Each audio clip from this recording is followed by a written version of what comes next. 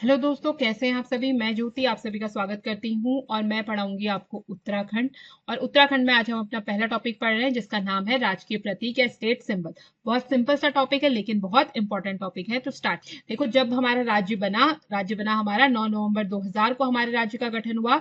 उसके बाद आए स्टेट सिंबल्स की बात। तो 2001 में हमारे उत्तराखंड राज्य ने राज्य पक्षी, राज्य पशु, राज्य पुष्प, राज्य वृक्ष, इन चारों को क्या किया, अंगीकृत करा, यानी उन्हें डिसाइड कर लिया, अपने स्टेट सिंबल्स बना दिए। तो जो हमारा स्टेट बर्ड है वो है आपका मोनाल, स्टेट एनिमल है आपका मस्क डियर, स्टेट फ्लावर है आपका ब्रह्म कमल और स्टेट ट्री है बुराश। तो अब एक एक करके इनके बारे में बात करते हैं। सबसे पहले हम बात करेंगे स्टेट सिंबल की या स्टेट एम्बलम की। तो आपने अगर कोई भी ऑफिशियल डॉक्यूमेंट देखा है उत्तराखंड का तो उसमें आपने ये साइन देखा होगा। अब इससे रिलेटेड क्वेश्चन भी पूछ लिया जाता है, तो आपको ये ध्यान रखना है कि इस सिंबल में है क्या। देखो, ये सिंबल है, इसमें आप अगर ध्यान से देखोगे तो आपको ये 3 पर्वत दिखेंगे। दिख रहे हैं ना, एक, ये 2 और ये 3 पर्वत श्रृंखलाएं।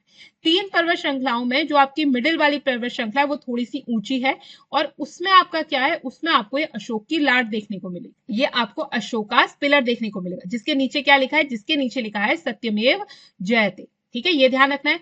उसके नीचे अगर आप देखोगे तो ये क्या है, आपको 4 ऐसे लहरें जैसी दिख रही होंगी। तो ये है आपकी गंगा की 4 लहरें। तो आपको ध्यान रखना है। और ये किस आकार का, ये लगभग आपका क्या है, चौकोर आकार का, एक डायमंड की तरह है। ठीक है, डायमंड जैसे डायमंड होता है ना आपका, उसके शेप की तरह है आपका उत्तराखंड राज्य का सिंबल। तो आपने ये चीज ध्यान रखना है कि कितनी पर्वत श्रृंखलाएं, 3 पर्वत श्रृंखलाएं हैं। बीच वाली आपकी ऊंची है। बीच वाली पर्वत श्रृंखला में आपका क्या बना है, अशोक स्तंभ बना है। उसके नीचे लिखा गया आपके सत्यमेव जयते। और नीचे आपकी क्या है, 4 आपकी ये हिमालय गंगा की जो धाराएं हैं वो 4 आपकी लहरों को दर्शाए गए। ठीक है, और इसका प्रयोग उत्तराखंड के जितने भी ऑफिशियल डॉक्यूमेंट है उत्तराखंड शासन के, उसमें इसका यूज किया जाता है। अगला जो है वो है आपका राज वृक्ष, जो है आपका बुराश। इसका साइंटिफिक नेम है रोडेडेंड्रॉन आर्बोरियम। आपको साइंटिफिक नेम भी सबके याद रखने हैं। ये वृक्ष क्या है, सदाबहार वन है, सदाबहार वृक्ष है, साल भर हरा रहता है। और जब स्प्रिंग सीजन आता है यानी वसंत ऋतु आती है तो उस समय इसमें बहुत सुंदर से सुर्ख लाल रंग के फूल आते हैं।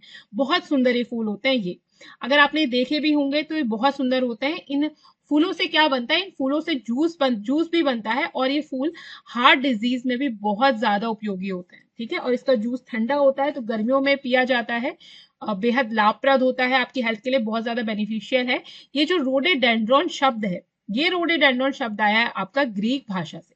ग्रीक भाषा में रोडो का अर्थ होता है गुलाब, डेंड्रॉन का मतलब होता है वृक्ष यानी कि ट्री। और ये फैमिली, ये किस फैमिली से आता है, ये फैमिली से आता है आपका एरेकेसियस। ठीक है, एरेकेसियस फैमिली से बिलोंग करता है। उत्तराखंड में इसे सामान्य रूप से बुरुशी भी कहा जाता है। कश्मीर में इसे आडवाल के नाम से जाना जाता है। हिमाचल प्रदेश में इसे बुराशो भी कहा जाता है। और ये उत्तराखंड का राज्य वृक्ष होने के साथ साथ हमारे पड़ोसी देश नेपाल का राष्ट्रीय फूल भी है। आपको ध्यान रखना है। ठीक है, और ये जो वृक्ष है, अगर आप भवाली से ऊपर को जाओगे ना तो आपको ये इसके बहुत सारे वृक्ष आपको देखने को मिल जाएंगे। और आपको स्प्रिंग सीजन में जाने का मौका मिल गया तो फिर तो आपको पूरे पेड़ ऐसे बुराश के फूलों से लदे हुए दिखेंगे। बहुत सुंदर फूल होता है, दिखने में बहुत सुंदर लगता है। अब हम बात करेंगे राज्य पुष्प की। तो हमारा जो राज्य पुष्प है वो है ब्रह्म कमल। इसका वैज्ञानिक नाम यानी साइंटिफिक नेम है सोसूरिया, ये ऊपर होगा, सोसूरिया ओवला बेटा। ठीक है, ये जो ऊंचे ऊंचे हिमालय क्षेत्र है वहां पर क्या होता है, ये पाया जाता है। अपर और सेंट्रल हिमालयन रीजन्स में आपको ये ब्रह्मकमल देखने को मिलेगा। और इसकी लगभग पूरे संसार में और उत्तराखंड में इसकी 24 प्रजातियां हैं और पूरे विश्व भर में लगभग इसकी 410 प्रजातियां। जब भी ये फ्लावर्स क्या होता है, खिलते हैं तो इसके आसपास का जो भी क्षेत्र है वो बहुत सुगंधित हो जाता है, बहुत ज्यादा सुगंध से भर जाता है। और इसकी जो ऊंचाई है वो क्या, आपकी 70 से 80 सेंटीमीटर के बीच इसकी ऊंचाई होती है। और जो हमारे वेद है, हमारे जो पौराण है यानी जो हिंदू माइथोलॉजी है, उसमें भी इस फ्लावर का बहुत ज्यादा इंपॉर्टेंट। उत्तराखंड की जो स्थानीय भाषा में उसमें लोग, उस भाषा में इसे लोग कौल पद्म कहते हैं। इससे रिलेटेड एग्जाम में क्वेश्चन पूछा भी गया था कि कौल पद्म किसका स्थानीय नाम है, किस फूल का स्थानीय नाम है। तो ध्यान रखना किसका है, ब्रह्म कमल का है। और ये आपको कितनी ऊंचाई में मिलता है, ये भी ध्यान रखना, 3600 से 4500 मीटर की ऊंचाई पर ये फूल आपका पाया जाता है। इसकी जो जड़ें होती हैं, जो इसकी जो रूट्स होती हैं, उसकी आपकी मेडिसिनल वैल्यू होती है। ठीक है, और उत्तराखंड में ये आपको फूलों की घाटी, केदारनाथ, शिवलिंग का जो आधार है वहां पर, शिवलिंग बेस पर, और आपके पिंडर ग्लेशियर, यहाँ आपको ये देखने को आपको ये मिल जाएगा। और बद्रीनाथ में ये फूल चढ़ाया भी जाता है। बहुत सुंदर पुष्प है आपका ये, इसे बोलते हैं ब्रह्म कमल। ठीक है, और ये चट्टानों में उगता है। देखो आप देख सकते हो पिक्चर्स में, आपको दिख भी रहा है। अब आपका जो राज्य पशु है वो है आपका कस्तूरी मृग, जिसका वैज्ञानिक नाम है मॉस्कस क्राइसोगेस्टर। अब ये जो कस्तूरी मृग है, उस कस्तूरी, इसका एक कस्तूरी नाम पड़ा इसलिए क्योंकि कस्तूरी, इसकी जो नाभि है ना, वहां पर इसके जो जेनेटियल्स होते हैं उसके पास एक ग्रंथि होती है, उससे ये कस्तूरी श्रावित होती है और उसके बाद ये क्या होती है, थैलीनुमा संरचना में इकट्ठा होते रहते हैं और इससे बहुत सुंदर खुशबू आती है और इसकी मेडिसिनल वैल्यू भी बहुत ज्यादा है। तो इस कारण क्या होता है, इसका शिकार भी बहुत ज्यादा किया गया कस्तूरी मृग का, जिस कारण ये क्या हो गए, अभी संरक्षित करने पड़े, अभी एक्सटेंट होने की कगार पे आपके कस्तूरी मृग पहुंच गए। इनका जो खुद का वजन होता है वो लगभग 13 किलो के आसपास होता है और एक मृग में लगभग 30 से 45 ग्राम तक कस्तूरी पाई जाती है और ये कस्तूरी केवल आपका जो मेल डियर होगा केवल उसमें ही पाई जाएगी, ठीक है। और ये आपका जो मेल डियर है या डियर होते हैं जो कस्तूरी मृग हैं, देखो इसके पास ना तो सींग होते हैं ना ये मृग जैसा दिखता है, ये ब्राउन कलर का होता है और इसकी स्पेशल बात यह है कि इसके मुंह में ऐसे 2 दांत बाहर निकले होते हैं जो इसको जड़ी बूटी खाने में और जो भी घास वगैरह खाता है उसको खोदने में इसकी हेल्प करते हैं। अब इसकी जो कस्तूरी है उसकी बहुत ज्यादा मेडिसिनल वैल्यू है, उसका यूज आपकी सुगंधित जो परफ्यूम्स होते हैं वो बनाने में भी किया जाता है, उसको एक्सपोर्ट भी किया जाता है। तो इस कारण क्या हुआ कि इस कारण ये खत्म होने लगे, लोगों ने इनका शिकार करना शुरू कर दिया। तो पहली बार उत्तर प्रदेश सरकार ने 1972 में केदारनाथ में कस्तूरी मृग विहार की स्थापना करी और फिर 1982 में केदारनाथ वन्य जीव विभाग के अंतर्गत कस्तूरी मृग प्रजनन केंद्र काचूला खर्क में स्थापित किया गया और 1986 में पिथौरागढ़ में अस्कोट कस्तूरी अभ्यारण्य की स्थापना की गई। तो आप इनको याद रखिएगा कौन सा अभ्यारण्य कब स्थापित हुआ, कहाँ स्थापित हुआ, कितने ईयर में स्थापित हुआ, ठीक है। और ये इनकी जो सूंघने की शक्ति होती है वो बहुत ज्यादा तीव्र होती है, इसके कारण ही अपने आने वाले खतरे को क्या कर सकते हैं, भाप सकते हैं। और मुख्य रूप से जो आपके कस्तूरी मृग हैं वो फूलों की घाटी, उत्तरकाशी, केदारनाथ, पिथौरागढ़ में पाए जाते हैं। उत्तराखंड के अलावा ये कश्मीर, हिमाचल प्रदेश, सिक्किम जैसे राज्यों में भी पाए जाते हैं। कस्तूरी के लिए क्या होता है, जो आपके मेल हिरन है, मेल डियर्स हैं, उनको मारा जाता है क्योंकि केवल उनमें ही पाए जाते हैं। तो इस कारण से जो इनका सेक्स रेशियो है वो भी क्या हो रहा है, तेजी से घट रहा है, तो इनकी जो आबादी वो भी कम होते जा रही है। उसके बाद बात करेंगे राज्य पक्षी की, तो राज्य पक्षी है हमारा मोनाल। मोनाल हिमालयन मयूर के नाम से, हिमालयन पिकॉक के नाम से फेमस है और ये नेपाल का भी राष्ट्रीय पक्षी है और हिमाचल प्रदेश का राज्य पक्षी है और उत्तराखंड का भी राज्य पक्षी, ठीक है।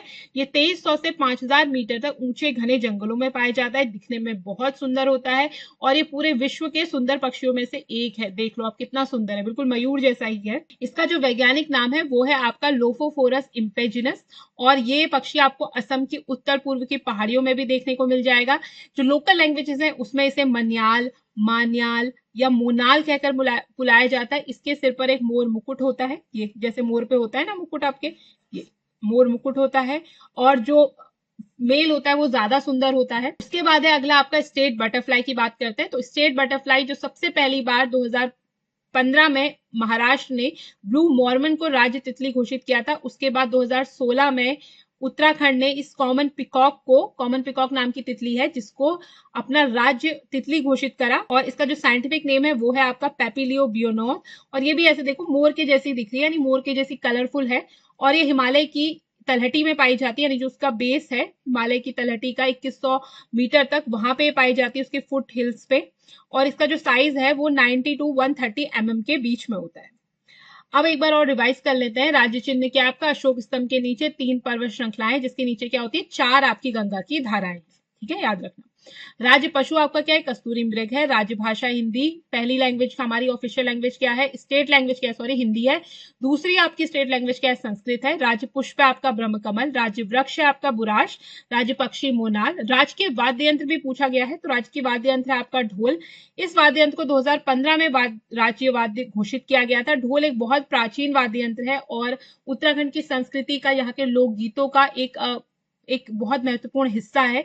इसको तांबे, पीतल और चांदी की धातु पर बकरी की खाल लगाकर बनाया जाता है। ढोल आपने देखा भी होगा, शादियों में आपको अमूमन देखने को मिल जाएगा। हमारी जो राज्य तितली है वो क्या है, कॉमन पिकॉक या सामान्य मोर। इसका साइंटिफिक नाम क्या है, पेपिलियो बियोनो। साइंटिफिक नेम आपको सबके याद रखना है। राज्य गीत है हमारा उत्तराखंड देवभूमि मातृभूमि और ये गीत लिखा है हेमंत बिष्ट ने और इसे फरवरी 2016 में राज्य गीत घोषित किया गया था। तो आशा करती हूँ आपको ये सारी चीजें अच्छे से समझ में आई होगी। आपको क्या याद रखना है? आपको याद रखना है जो भी राज्य पक्षी हैं उनको आपको याद रखना है, उनके साइंटिफिक नेम याद रखना है, उनसे रिलेटेड जो भी इंपॉर्टेंट चीजें आपको बताई गई हैं वो सारी चीजें आपको याद रखनी, क्योंकि उससे क्वेश्चंस बने हैं। तो आशा करती हूँ आपको ये लेक्चर अच्छा लगा होगा और इसी प्रकार हम आपसे मिलते रहेंगे। Thanks for watching and keep learning.